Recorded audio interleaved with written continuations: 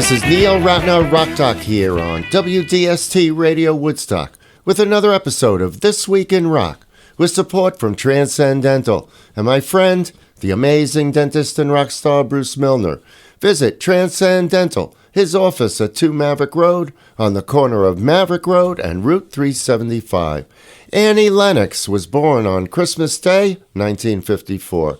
Named as one of the 100 greatest singers of all time by Rolling Stone magazine, Lennox and her Eurythmics partner Dave Stewart were inducted into the Songwriters Hall of Fame in 2020 and into the Rock and Roll Hall of Fame in 2022. During her high school years, Lennox excelled at music, poetry, and artwork, and it was during this time that she learned to play the flute and the piano. Annie also sang in the choir, played in symphony orchestras, and each year she took part in a popular Scottish music festival. This all led to Lennox entering a 3-year music performance degree course at the Royal Academy of Music in London.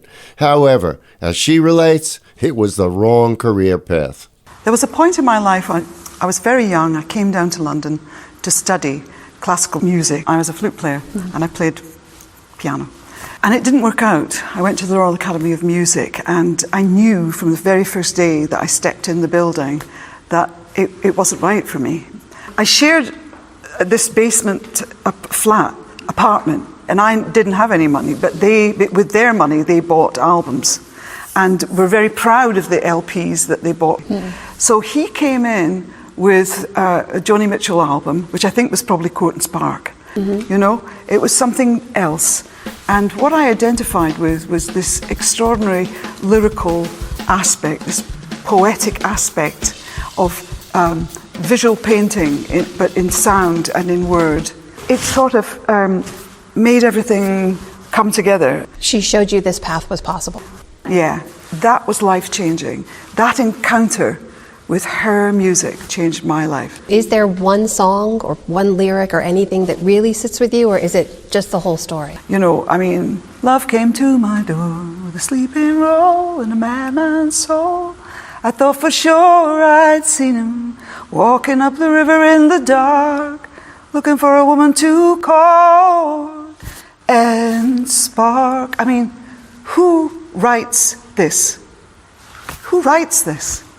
Lennox and fellow musician Dave Stewart went on to achieve international success in the 1980s as Eurythmics. Then in the early 90s, Annie took some time off and considered doing a solo record. She debated with herself whether to begin writing without her former partner Dave Stewart, claiming that she thought of other things she could do, but concluded it all comes back to writing songs, stating that songwriting affirms who I am, and acknowledging that being a songwriter is part of my identity. Annie's debut solo album, Diva, was released in 1992 and produced multiple hit singles, including Walking on Broken Glass, which is unique in that the lyrics create cognitive dissonance with the music. As described by one critic, it's where the upbeat calypso meets the Baroque sense of impending disaster. Okay, let's listen. Annie Lennox and Walking on Broken Glass.